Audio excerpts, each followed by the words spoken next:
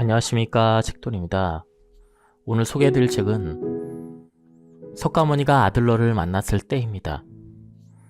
저자는 우러취한, 출판사는 이든 서재입니다. 그럼 바로 본문을 보겠습니다.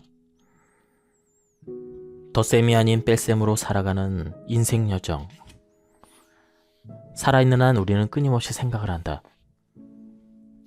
그리고 그 상념을 따라 무한한 세계를 떠돌며 꿈을 꾼다. 그것을 굳이 나쁘다고 할 수 없다. 상념을 통해 우리는 무엇이 진실인지 아닌지 구별할 수 있고 꿈을 실현하기 위해 부단히 노력하기 때문이다. 그러나 그 과정에서 만나는 크고 작은 실패를 통해 무수한 만남과 이별을 통해 우리는 어떤 진실 하나를 깨닫는다. 모든 상념이 정확하거나 진실한 것은 아니며 우리가 꾸는 그 꿈도 영원할 수 없다는 사실이다. 인생이란 무수한 변화의 연속이다. 이 진리를 아는 사람만이 부질없는 욕심과 꿈을 과감하게 내려놓을 수가 있다. 천진했던 유년 시절을 지나 예민한 사춘기를 보내고 치열하게 사는 성인이 되기까지 우리는 세월의 모래 위를 천천히 걷는다. 그 위에 남겨진 발자국은 쉬지 않고 밀려오는 파도에 쓸려 사라진다. 그 사이에 고단한 나, 성공한 나, 슬픔에 젖은 나, 환희에 가득 찬 나와 만나고 또 이별하기를 수없이 반복한다. 하지만 열심히 살면 살수록, 노력을 하면 할수록 마음에 자꾸만 짙어지는 의심을 지어내기 어렵다. 왜 태어났는가? 나는 무엇을 위해 여기 있는가? 그리하여 예전과는 전혀 다른 방법으로 인생을 살아가기로 한다. 덧셈이 아닌 뺄셈에 덜어내는 방식으로 나를 찾고자 노력한다. 무의미한 돌덩어리에서 멋진 작품을 조각하는 것처럼 삶이라는 거대한 덩어리에서 필요없는 부분을 제거하고 깎아내어 영혼의 본질을 들여다보려 애쓴다. 첨예한 조각칼로 과거의 상념을 하나씩 깎아내고 그동안 품었던 탐욕과 두려움을 날려버리고 나면 실오라기 하나 걸치지 않은 자신을 마주한다. 허무한 자신, 그리고 앞만 보고 열심히만 달렸던 자신을 맞이하고 이내 주저앉는다. 세상은 내가 어떤 눈으로 보느냐에 따라 달라진다. 몸소리 칠만한 고독, 외로움과 마주하고 나면 삶이 다르게 보인다. 꿈을 쫓아 타고 날아가던 구름에서 내려와 진짜 현실에 발을 내디딘다면 그제야 깨닫는다. 그토록 잡고 싶었던 꿈은 내가 아닌 누군가의 꿈이었음을, 외부의 소리, 외부의 시선, 외부의 평가는 영원히 만족할 수 없었던 것임을, 내가 진정으로 귀를 기울여야 했던 것은 나의 내면의 소리였음을, 아무리 많은 물질이나 재산으로도 그것을 채울 수 없다는 사실을, 요즘처럼 나를 사랑하고 아껴야 한다고 강조하는 시대에 무아를 근간으로 하는 금강경의 가르침이 어쩌면 거북하게 느껴질지 모르겠지만 오히려 나는 지금이야말로 이것을 배울 적기라고 믿는다. 금강경에는 어지러운 세상을 살아갈 두 가지 힘이 담겨있기 때문이다. 하나는 따뜻하게 마음을 어루만지는 위로이며 또 다른 하나는 굳건한 의지와 격려이다. 석가모니는 중생에게 번뇌를 없애는 가장 좋은 방법은 아집을 내려놓는 것이라고 거듭 강조했다. 집념을 버려야 비로소 마음에 걸릴 것이 없이 자유로운 상태가 되는 것이다. 우리는 집착하는 탐욕과 탐심을 내려놓으면 모든 아픔과 번뇌가 자연스럽게 사라진다. 욕심이 없으면 강해진다는 무욕 증강 상태는 예민함이나 날카로움, 강경함 등으로 이룰 수 있는 것이 아니다. 도리어 상대를 이해하고 진심으로 공감하며 자비를 베풀 때 이루어지며 이로써 완전한 하나가 될 수가 있다. 자아를 진정으로 인정하고 수용하는 삶은 웨이트 트레이닝을 하는 것과 닮았다. 먼저 충분히 근력을 키워야 무거운 덤벨을 들더라도 사뿐히 땅에 내려놓을 수 있는 것과 마찬가지다. 나를 먼저 인정하고 보듬어 줘야만 내려놓음이나 비움 같은 그러한 것들이 비로소 의미를 지닌다. 인생을 대하는 가장 좋은 방법은 무겁고 어려운 일도 별것 아닌 듯 가벼운 일처럼 들었다 내려놓는 것이다. 조금 자신이 없다면 누군가에게 도움을 청하는 것도 좋은 방법이다. 이는 구걸하는 자세가 아니라 융통성 있게 삶을 살 줄 아는 지혜이다. 내려놓아야만 비로소 보인다라는 말이 있다. 그러나 진정한 내려놓음은 무언가를 얻어내기 위해서 하는 행위가 아니다. 물론 내려놓음으로써 얻는 것이 생길 수는 있지만 그것이 절대적인 목적이 되어서는 안 된다. 만일 그렇다면 진정한 내려놓음의 의미를 잘 이해하지 못하는 것이다. 가족을 돌보는 가장으로 살아온 지 어느덧 30년이 되어간다.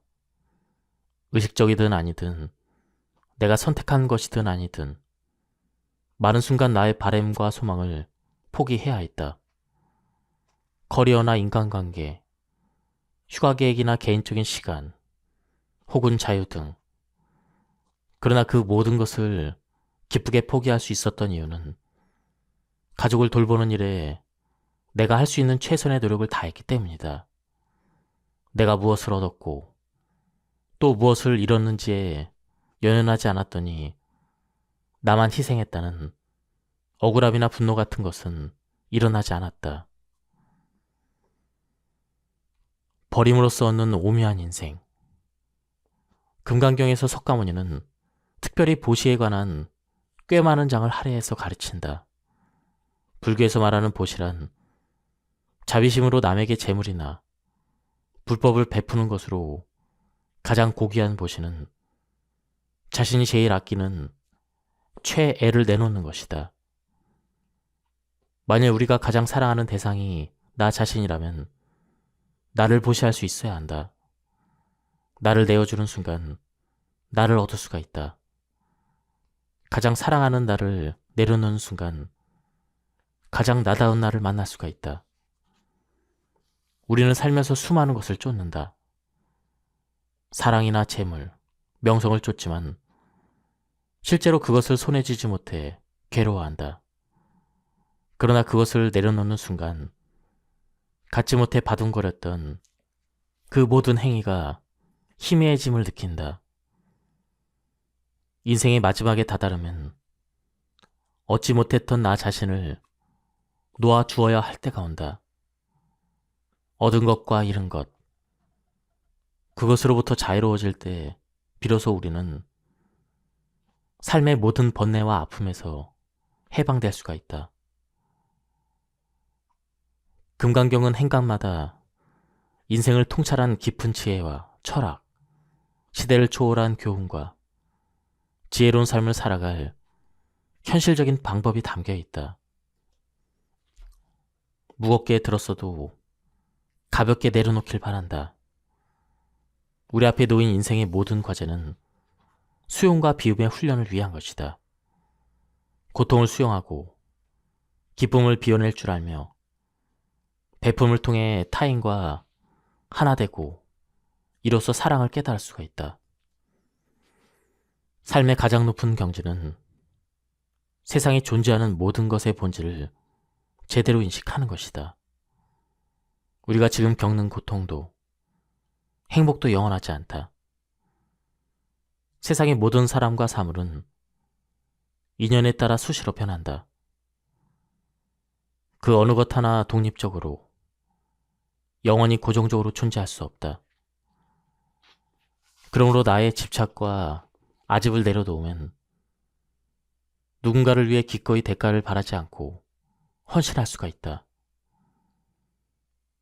진심에서 우러나와 누군가를 위해 선을 행하면 범민의 올무에서 벗어나 진정한 자유와 해방을 누릴 수가 있다. 우리가 가장 강해질 때는 자아가 강해질 때가 아니라 오히려 사라질 때이다. 무릇 모든 일에 나의 이익을 앞세우지 않으면 번영이나 치욕, 이익이나 손실 따위가 그리 중요하게 느껴지지 않는다. 혹시 저 사람 때문에 내가 손해보지는 않을까? 이런 초조함에서 벗어날 수 있으므로 자신이 지닌 힘을 무한대로 마음껏 발휘할 수가 있다. 삶의 중요한 선택의 기로 앞에서 나의 기분이나 감정을 앞세우지 않고 넓은 마음으로 생각하면 타인에게 이로운 결정을 내릴 수가 있다. 그것으로 내면의 근심과 공포를 뛰어넘어 진정한 나 자신을 만들어갈 수가 있다. 현재에 충실하되 결과에 연연하지 말자. 불교에서는 사람을 억지로 가르치지 않는다. 오히려 아무것도 하지 않음으로써 깨달음을 얻게 한다. 또한 최선을 다한 뒤에도 아무것도 하지 않는 사람처럼 평온한 마음을 유지한다. 그것을 가장 잘 드러내는 진리가 바로 현재에 충실하여 최선을 다하되 결과에 연연하지 말고 집착하지 말라는 가르침이다. 그런데 문제는 대다수 사람이 이와 반대로 산다. 현재에 최선을 다하지 않아 노력할 수 있는 시간을 그냥 흘려보낸다. 그래놓고 막상 결과가 나오면 실망하고 슬퍼하고 분노한다. 현재에 충실해 최선의 노력을 다하지만 본인이 원하는 만큼 결과가 나오지 않아 좌절하는 사람도 있다. 그런 사람은 그럭저럭 적당한 한 사람보다 훨씬 더 후회하고 슬퍼한다. 사실 노력의 정도는 사람마다 달라서 절대적인 기준으로 판가름하기 어렵다. 그건 오직 자기 자신만 알고 있다. 일이 마무리된 다음에는 얼마만큼의 노력을 기울였든 그 결과가 자신의 바램대로 되었든 아니든 집착할 필요는 없다. 집착하면 할수록 번뇌만 더할 뿐이다. 내려놓는 법을 배울 때 비로소 해방감을 느낄 수가 있다. 물론 내려놓는 건 결코 쉬운 일이 아니다. 최선을 다해 노력했던 사람에게는 더욱 그러하다. 다시 과거로 돌아가 어떻게든 상황을 무마하고 구제하고 싶은 마음이 굴뚝 같다. 그러나 과거로 돌아가고 싶은 마음이야말로 헛된 망상이다. 불교에서는 우리가 포기가 아닌 내려놓음을 배워야 한다고 말한다. 내려놓음은 번뇌와 고통을 끊어내는 것으로 끝없는 수련과 연습을 통해 얻어지는 마음이다. 그러나 포기는 내가 마땅히 져야 할 책임과 기대를 애초에 내려놓는 것으로 아무런 노력도 기울이지 않고 관심을 주지 않는 상태이다.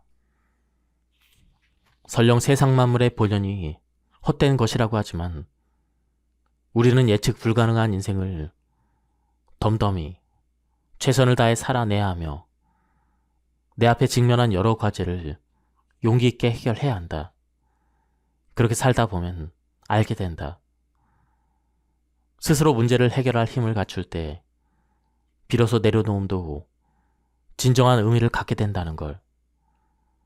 문제를 해결하고자 하는 마음도 그럴 능력도 없는 사람에게 내려놓음이란 그냥 처음부터 아예 시도조차 하지 않는 포기와도 같다.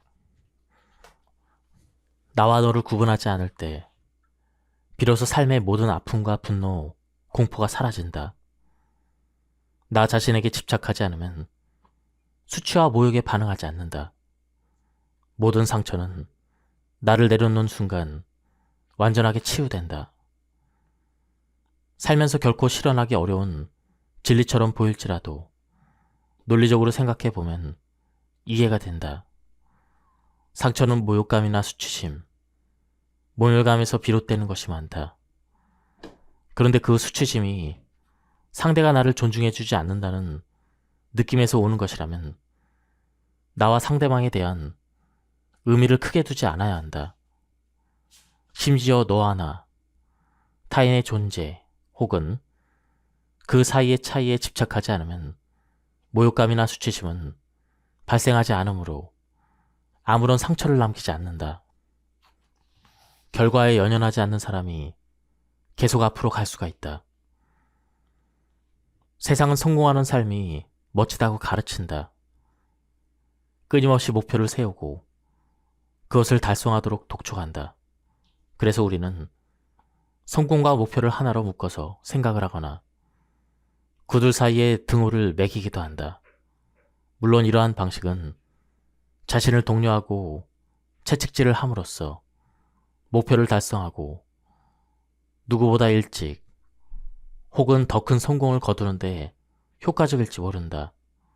하지만 문제는 목표에 도달하지 못하면 그것을 곧 실패라고 여기고 자신을 루저라고 생각하는 데 있다.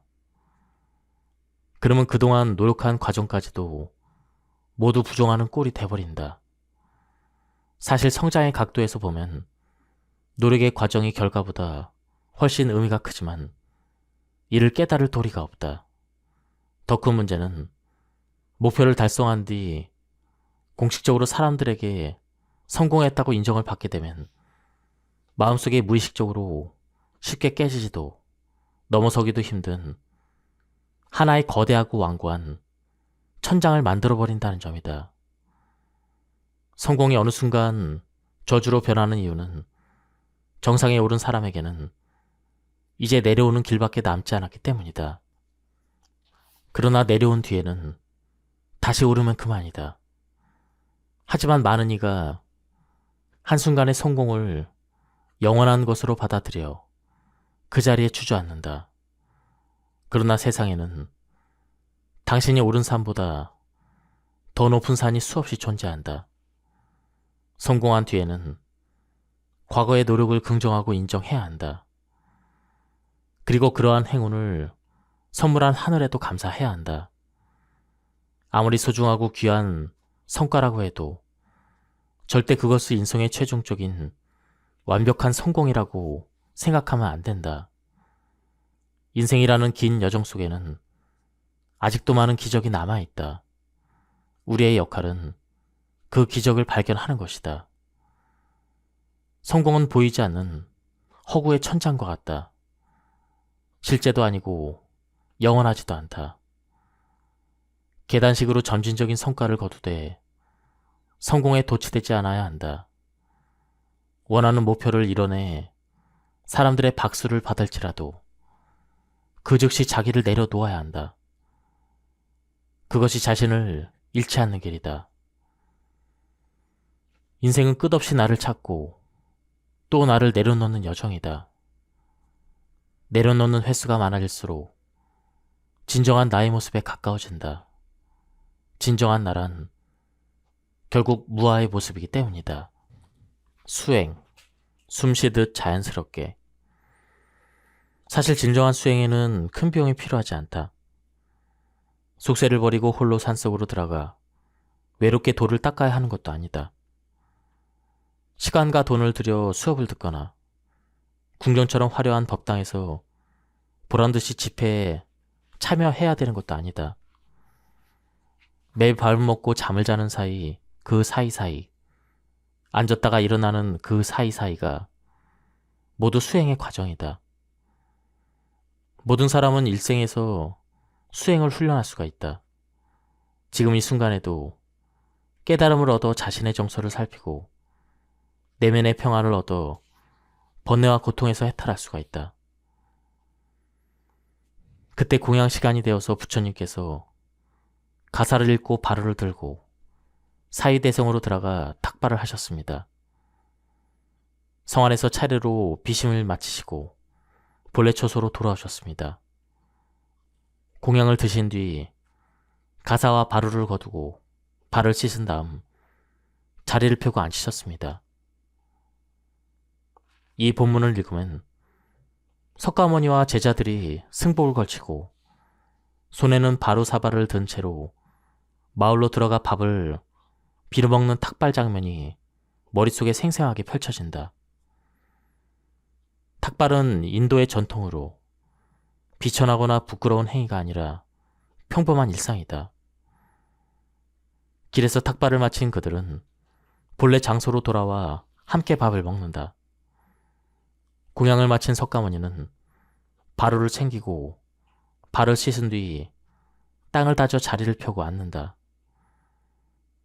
이 단순한 행위가 내게는 큰 울림을 준다. 얼마나 일상적인 일인가. 화려한 의식이 없음에도 불구하고 경건함이 느껴진다. 승려들이 밥을 먹고 잠을 자는 모든 것이 수행이라고 말하는 것도 그런 이유인 것 같다. 심지어 나는 진정한 수행의 고수는 자신이 수행하고 있다는 사실조차 인지하지 못할 것으로 생각한다. 어머니를 돌본 30여 년 동안 나는 내 언행에 얼마나 많은 변화가 일어나는지 몸소 느낀다. 감정 변화가 크고 성질이 급해 잘 참지 못하고 욱한 적이 많았던 나는 삶의 모든 템포를 늦추고 심지어 밥 먹는 것조차 천천히 하려고 의식적으로 노력했다. 한 숟갈을 입에 넣고 수십 번 씹는 연습을 꾸준히 했다. 특히 어머니의 연세가 90에 가까워지자 가뜩이나 거동이 불편했던 양반이 움직이는 속도가 더 느려졌다. 휠체어에서 소파로, 소파에서 침대로 가는 그 순간이 마치 동영상의 슬로우 모션처럼 이어졌다. 치아도 예전 같지 않아서 밥 먹는 시간이 할 일 없이 길고 젓가락질이 시원치 않아 반찬이며 밥풀이며 상에 떨어뜨리기 일쑤였다. 하지만 나는 어머니를 통해 모든 사람이 어떻게 늙어가는지를 볼 수가 있었다.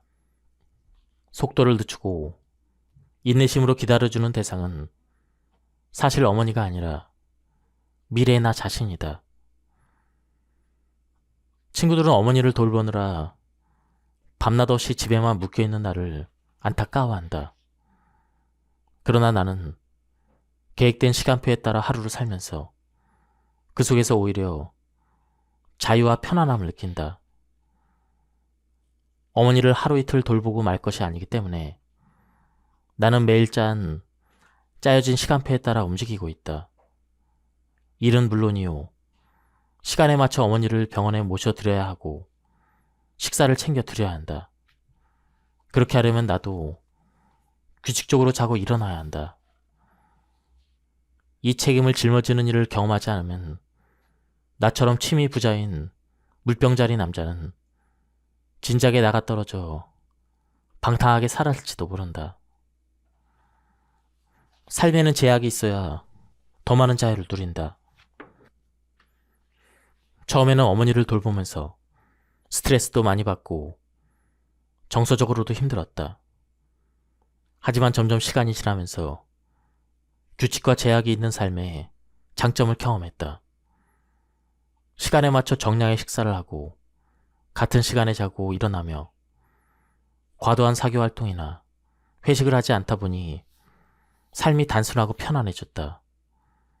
지금의 나는 어머니를 돌보고 모시는 것이 삶의 유일한 우선순위다.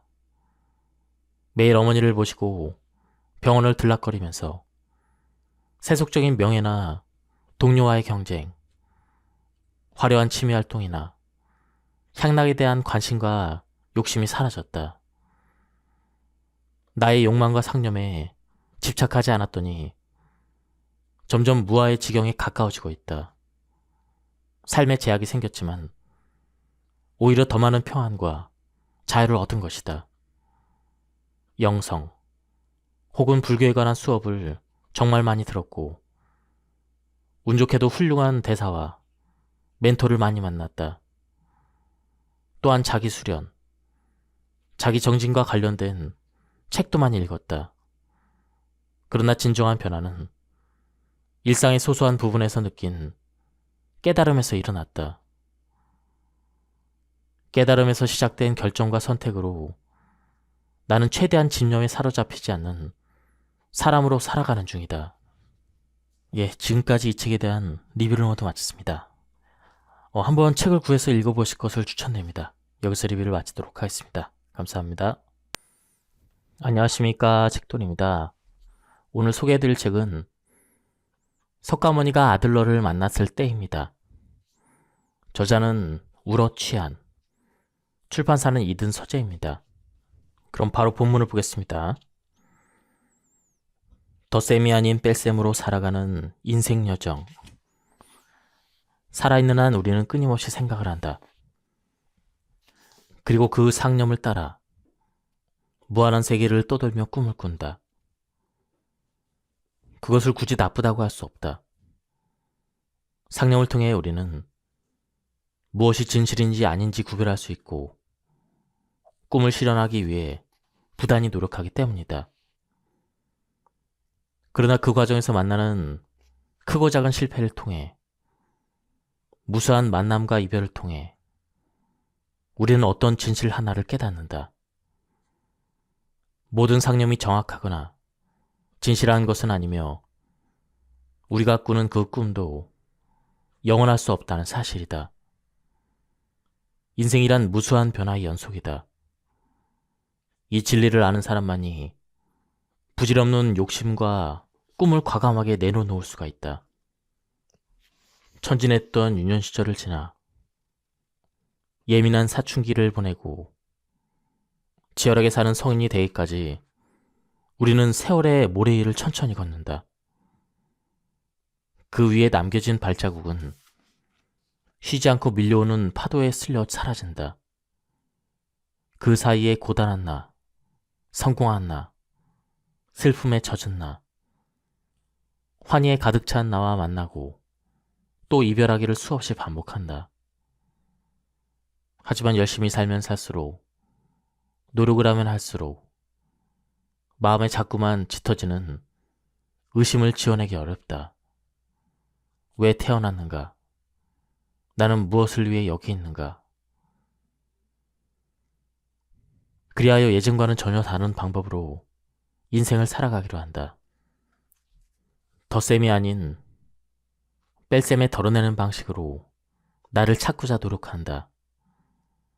무의미한 돌덩어리에서 멋진 작품을 조각하는 것처럼 삶이라는 거대한 덩어리에서 필요없는 부분을 제거하고 깎아내어 영혼의 본질을 들여다보려 애쓴다. 첨예한 조각칼로 과거의 상념을 하나씩 깎아내고 그동안 품었던 탐욕과 두려움을 날려버리고 나면 실오라기 하나 걸치지 않은 자신을 마주한다. 허무한 자신, 그리고 앞만 보고 열심히만 달렸던 자신을 맞이하고 이내 주저앉는다. 세상은 내가 어떤 눈으로 보느냐에 따라 달라진다. 몸소리 칠만한 고독, 외로움과 마주하고 나면 삶이 다르게 보인다. 꿈을 쫓아 타고 날아가던 구름에서 내려와 진짜 현실에 발을 내디딘다면 그제야 깨닫는다. 그토록 잡고 싶었던 꿈은 내가 아닌 누군가의 꿈이었음을, 외부의 소리, 외부의 시선, 외부의 평가는 영원히 만족할 수 없었던 것임을, 내가 진정으로 귀를 기울여야 했던 것은 나의 내면의 소리였음을, 아무리 많은 물질이나 재산으로도 그것을 채울 수 없다는 사실을, 요즘처럼 나를 사랑하고 아껴야 한다고 강조하는 시대에 무아를 근간으로 하는 금강경의 가르침이 어쩌면 거북하게 느껴질지 모르겠지만 오히려 나는 지금이야말로 이것을 배울 적기라고 믿는다. 금강경에는 어지러운 세상을 살아갈 두 가지 힘이 담겨있기 때문이다. 하나는 따뜻하게 마음을 어루만지는 위로이며 또 다른 하나는 굳건한 의지와 격려이다. 석가모니는 중생에게 번뇌를 없애는 가장 좋은 방법은 아집을 내려놓는 것이라고 거듭 강조했다.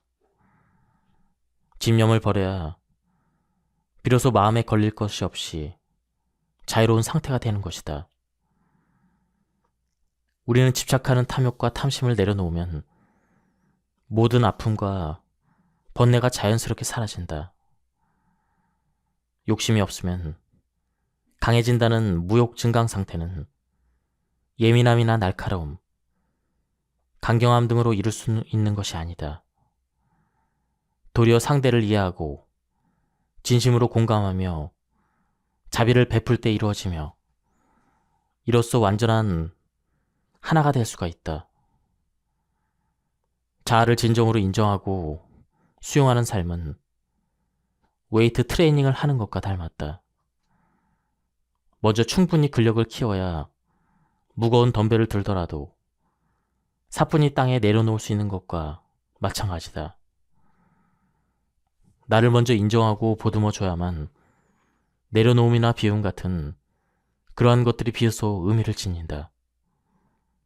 인생을 대하는 가장 좋은 방법은 무겁고 어려운 일도 별것 아닌 듯 가벼운 일처럼 들었다 내려놓는 것이다. 조금 자신이 없다면 누군가에게 도움을 청하는 것도 좋은 방법이다. 이는 구걸하는 자세가 아니라 융통성 있게 삶을 살 줄 아는 지혜이다. 내려놓아야만 비로소 보인다라는 말이 있다. 그러나 진정한 내려놓음은 무언가를 얻어내기 위해서 하는 행위가 아니다.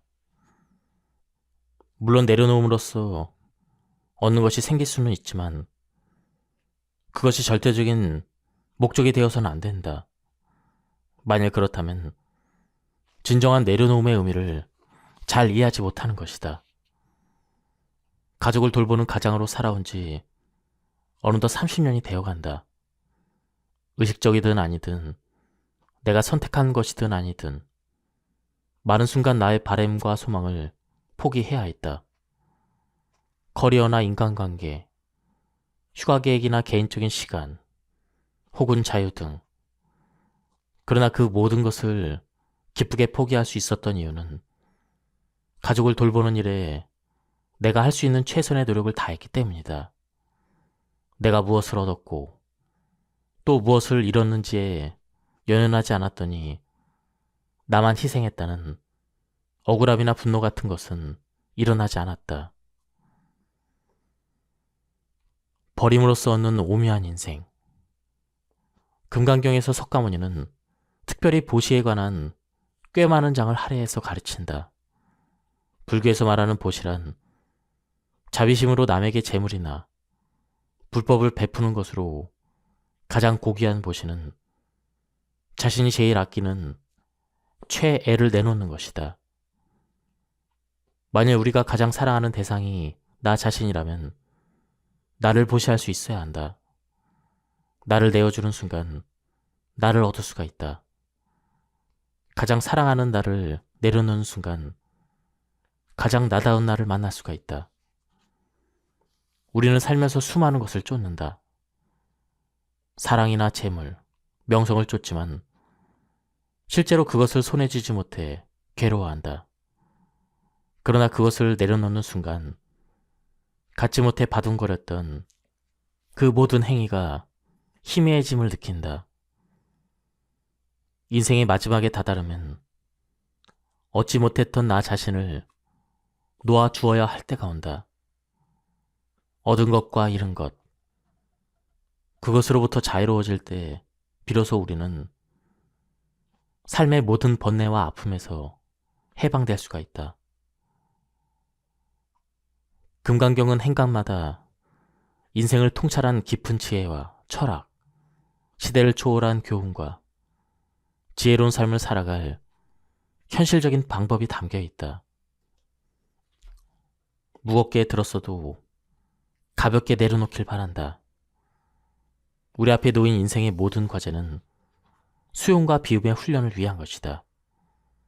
고통을 수용하고 기쁨을 비워낼 줄 알며 베품을 통해 타인과 하나 되고 이로써 사랑을 깨달을 수가 있다. 삶의 가장 높은 경지는 세상에 존재하는 모든 것의 본질을 제대로 인식하는 것이다. 우리가 지금 겪는 고통도 행복도 영원하지 않다. 세상의 모든 사람과 사물은 인연에 따라 수시로 변한다.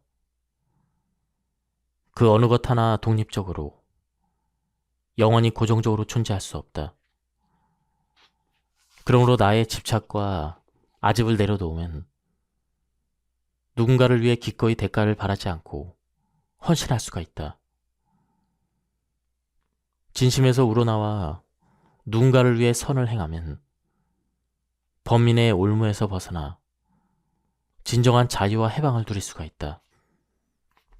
우리가 가장 강해질 때는 자아가 강해질 때가 아니라 오히려 사라질 때이다. 무릇 모든 일에 나의 이익을 앞세우지 않으면 번영이나 치욕, 이익이나 손실 따위가 그리 중요하게 느껴지지 않는다. 혹시 저 사람 때문에 내가 손해보지는 않을까? 이런 초조함에서 벗어날 수 있으므로 자신이 지닌 힘을 무한대로 마음껏 발휘할 수가 있다. 삶의 중요한 선택의 기로 앞에서 나의 기분이나 감정을 앞세우지 않고 넓은 마음으로 생각하면 타인에게 이로운 결정을 내릴 수가 있다. 그것으로 내면의 근심과 공포를 뛰어넘어 진정한 나 자신을 만들어갈 수가 있다. 현재에 충실하되 결과에 연연하지 말자. 불교에서는 사람을 억지로 가르치지 않는다. 오히려 아무것도 하지 않음으로써 깨달음을 얻게 한다. 또한 최선을 다한 뒤에도 아무것도 하지 않는 사람처럼 평온한 마음을 유지한다. 그것을 가장 잘 드러내는 진리가 바로 현재에 충실하여 최선을 다하되 결과에 연연하지 말고 집착하지 말라는 가르침이다. 그런데 문제는 대다수 사람이 이와 반대로 산다. 현재에 최선을 다하지 않아 노력할 수 있는 시간을 그냥 흘려보낸다. 그래놓고 막상 결과가 나오면 실망하고 슬퍼하고 분노한다. 현재에 충실해 최선의 노력을 다하지만 본인이 원하는 만큼 결과가 나오지 않아 좌절하는 사람도 있다. 그런 사람은 그럭저럭 적당한 한 사람보다 훨씬 더 후회하고 슬퍼한다. 사실 노력의 정도는 사람마다 달라서 절대적인 기준으로 판가름하기 어렵다. 그건 오직 자기 자신만 알고 있다. 일이 마무리된 다음에는 얼마만큼의 노력을 기울였든 그 결과가 자신의 바램대로 되었든 아니든 집착할 필요는 없다. 집착하면 할수록 번뇌만 더할 뿐이다. 내려놓는 법을 배울 때 비로소 해방감을 느낄 수가 있다. 물론 내려놓는 건 결코 쉬운 일이 아니다. 최선을 다해 노력했던 사람에게는 더욱 그러하다. 다시 과거로 돌아가 어떻게든 상황을 무마하고 구제하고 싶은 마음이 굴뚝 같다. 그러나 과거로 돌아가고 싶은 마음이야말로 헛된 망상이다. 불교에서는 우리가 포기가 아닌 내려놓음을 배워야 한다고 말한다.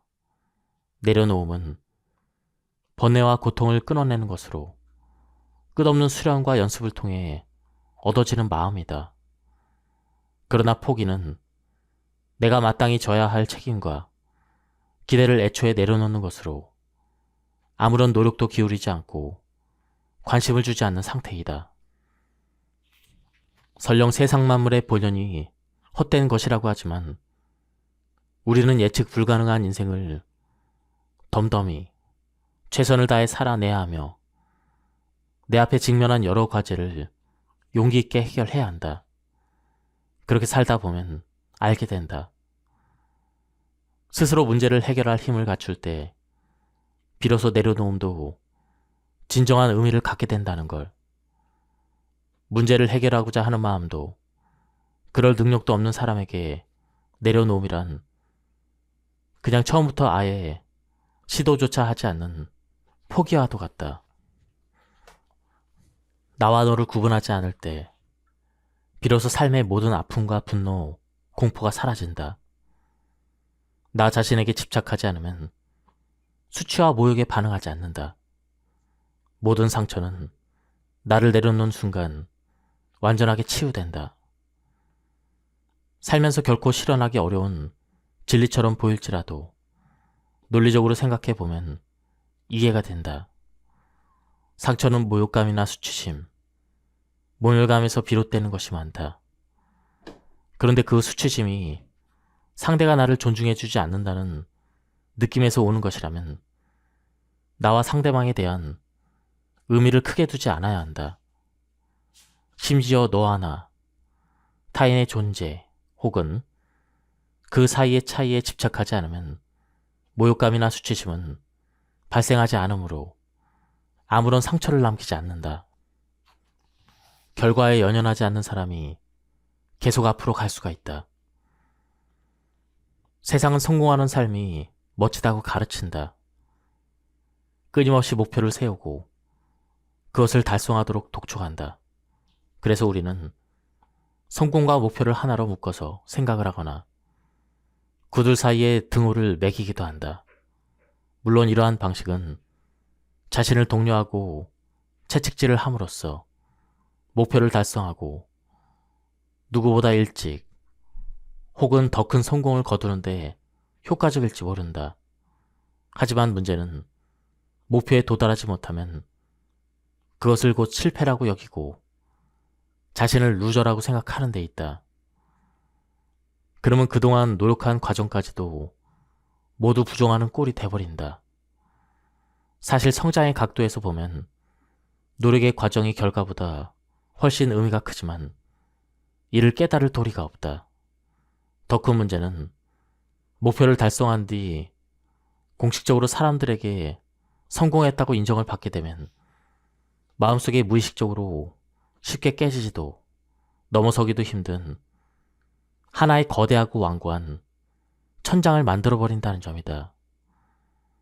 성공이 어느 순간 저주로 변하는 이유는 정상에 오른 사람에게는 이제 내려오는 길밖에 남지 않았기 때문이다. 그러나 내려온 뒤에는 다시 오르면 그만이다. 하지만 많은 이가 한순간의 성공을 영원한 것으로 받아들여 그 자리에 주저앉는다. 그러나 세상에는 당신이 오른 산보다 더 높은 산이 수없이 존재한다. 성공한 뒤에는 과거의 노력을 긍정하고 인정해야 한다. 그리고 그러한 행운을 선물한 하늘에도 감사해야 한다. 아무리 소중하고 귀한 성과라고 해도 절대 그것을 인생의 최종적인 완벽한 성공이라고 생각하면 안 된다. 인생이라는 긴 여정 속에는 아직도 많은 기적이 남아있다. 우리의 역할은 그 기적을 발견하는 것이다.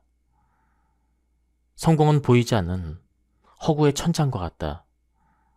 실제도 아니고 영원하지도 않다.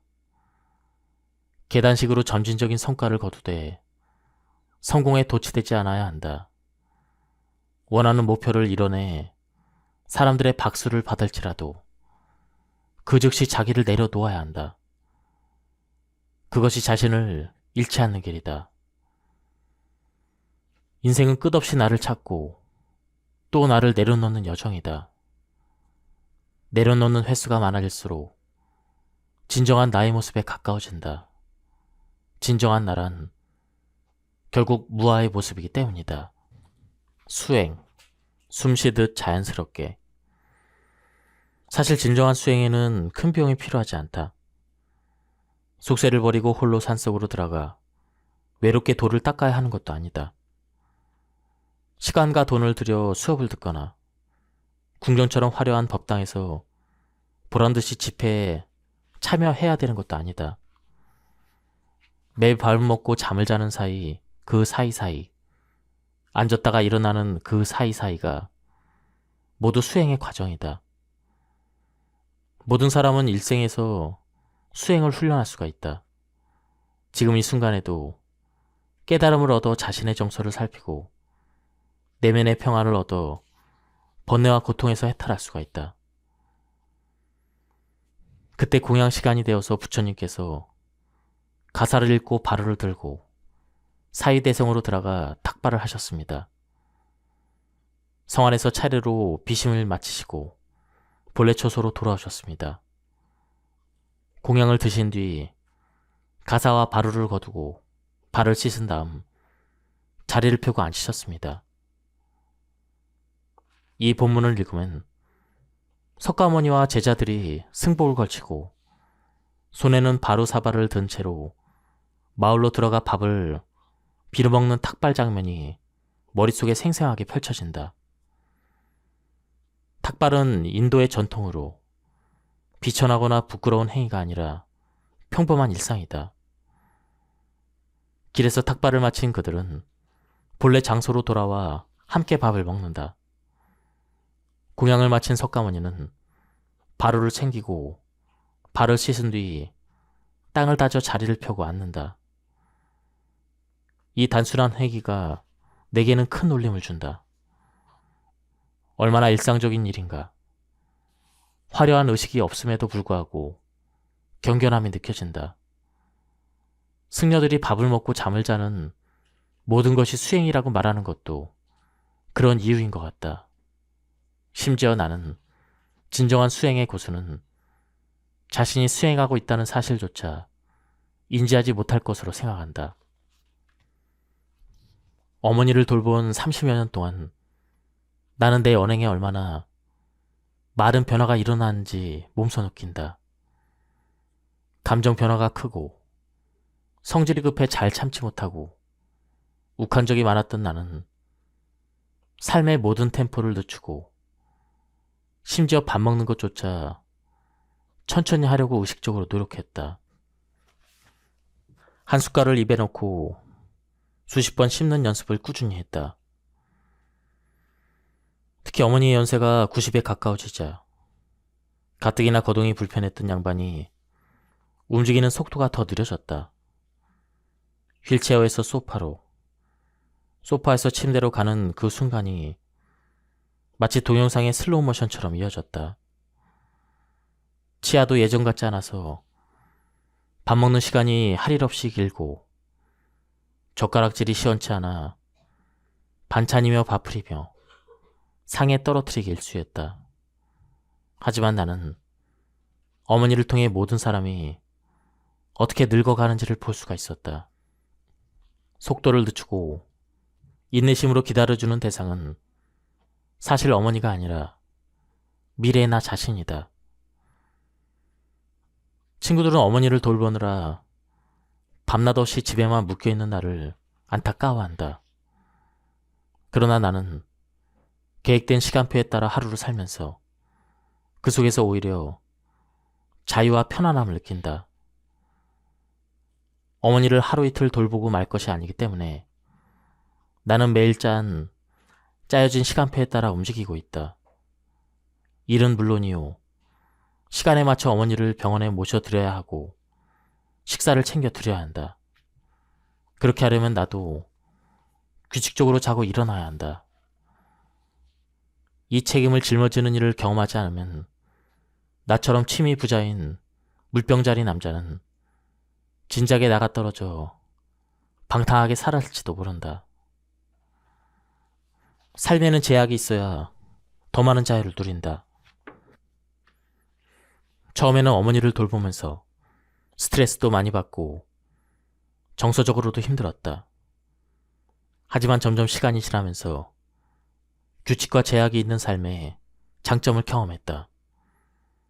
시간에 맞춰 정량의 식사를 하고 같은 시간에 자고 일어나며 과도한 사교활동이나 회식을 하지 않다 보니 삶이 단순하고 편안해졌다.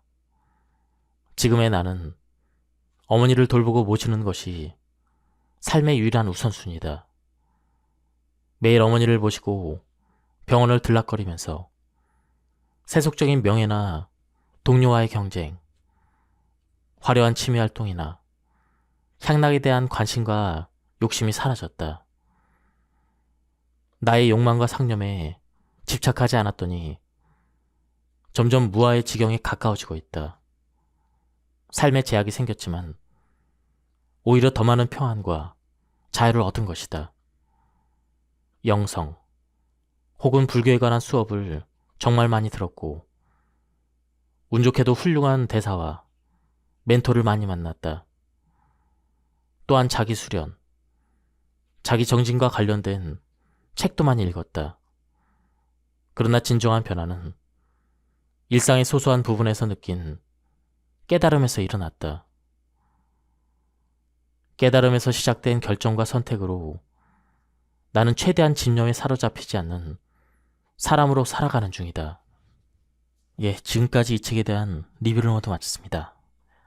한번 책을 구해서 읽어보실 것을 추천드립니다. 여기서 리뷰를 마치도록 하겠습니다. 감사합니다.